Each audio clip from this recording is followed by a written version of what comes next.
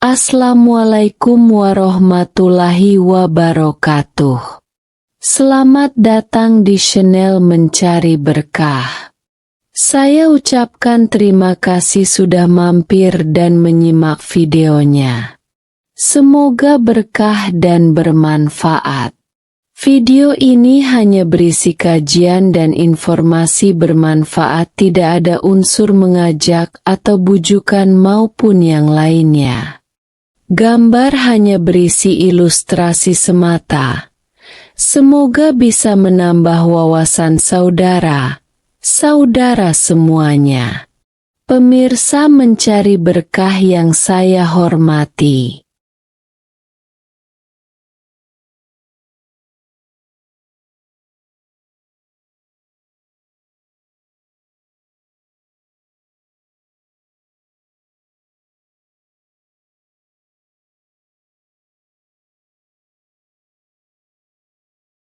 Kasus perselingkuhan tampaknya menjadi masalah serius dalam hubungan rumah tangga.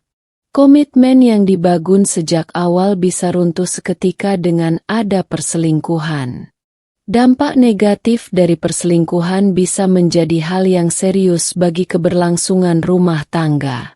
Perselingkuhan dan perbuatan zina dapat membuat keharmonisan rumah tangga menjadi retak, menghilangkan kepercayaan terhadap pasang, pertengkaran dan perselisihan.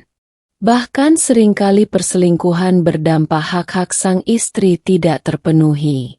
Bagi istri yang berada pada situasi seperti ini, tak jarang memutuskan untuk bercerai dengan suaminya.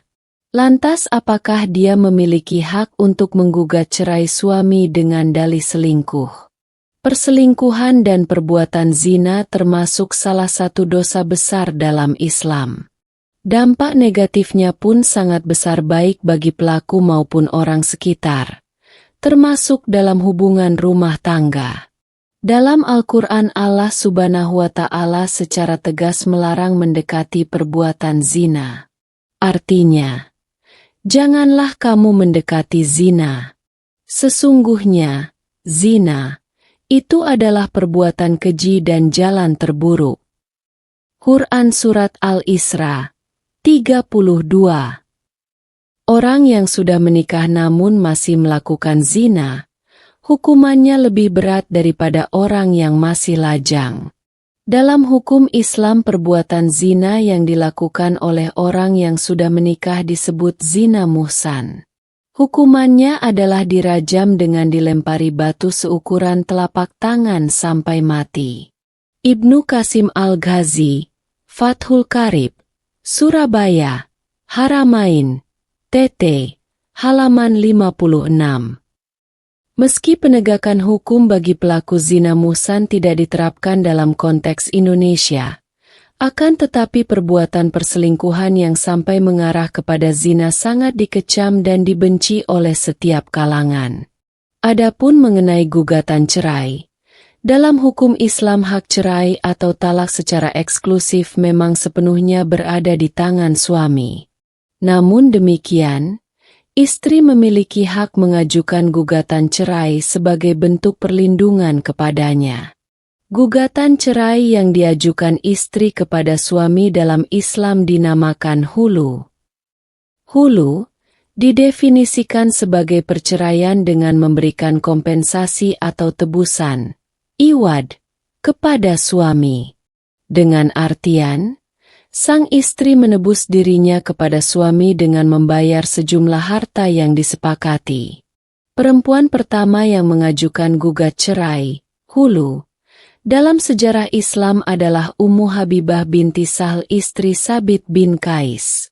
Ibrahim Al-Bajuri, Hasyiah Al-Bajuri, Beirut, Darul Kutub Ilmiah, 2013, Juz 2, halaman 253.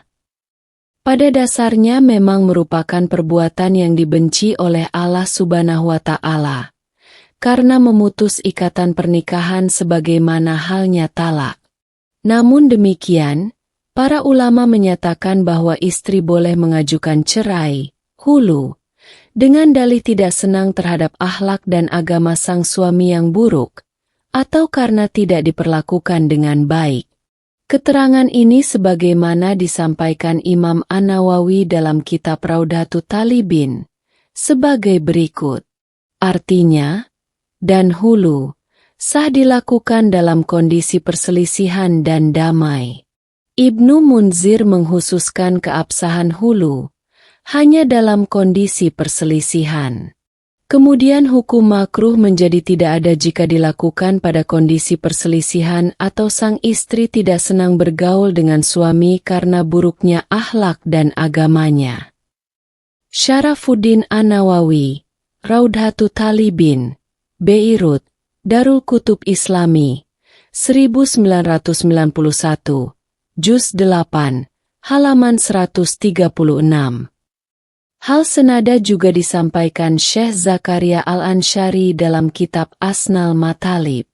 Artinya, hulu tidak dimakruhkan dalam kondisi perselisihan atau ketika istri membenci suaminya karena buruk akhlaknya, agamanya, atau hal lain, atau ketika istri khawatir tidak dapat memenuhi hak-hak suami. Syekh Zakaria Al-Ansyari, Asnal Matalib fi Syarhi Raudhatut Talib, Beirut, Darul Kutub Ilmiah, 2011, Juz 3, halaman 241. Dari penjelasan di atas, dapat dipahami bahwa seorang istri boleh mengajukan gugatan cerai, hulu, jika sang suami betul-betul terbukti melakukan perselingkuhan atau zina. Sebab selingkuh dan zina sudah cukup menunjukkan buruknya akhlak dan agama sang suami. Sementara dalam konteks hukum positif Indonesia, seorang istri boleh mengajukan gugatan cerai karena suami melakukan zina sebagaimana diatur dalam pasal 116 Kompilasi Hukum Islam, KAI, yang berbunyi, perceraian dapat terjadi karena beberapa alasan-alasan. A. Salah satu pihak berbuat zina atau menjadi pemabuk, pemadat, penjudi dan lain sebagainya yang sukar disembuhkan. Aturan gugat cerai istri dalam kasus ini juga disebutkan dalam pasal 19. Peraturan Pemerintah Nomor 9 Tahun 1975 berbunyi, pihak suami atau istri dapat mengajukan gugatan cerai jika pasangan diketahui berbuat zina, mabuk-mabukan, judi, dan atau melakukan pelanggaran hukum lainnya yang dinilai sulit disembuhkan atau sulit diubah. Baik menurut hukum Islam maupun dalam konteks hukum positif, seorang istri boleh mengajukan gugatan cerai karena suaminya selingkuh atau zina. Hanya saja, terdapat perbedaan antara hulu dan gugat cerai dalam hukum positif. Hulu merupakan perceraian dengan mengharuskan membayar uang sebagai kompensasi, iwad. Sementara gugat cerai dalam hukum positif tidak mesti disertai dengan kompensasi, iwad. Alangkah baiknya masyarakat mengacu pada ketentuan yang sudah diatur dalam Kompilasi Hukum Islam, KAI.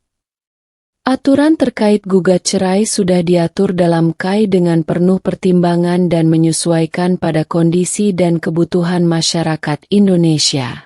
Tentu langkah ini menjadi alternatif terakhir yang ambil setelah mencoba alternatif lainnya untuk memperbaiki hubungan-hubungan rumah tangga.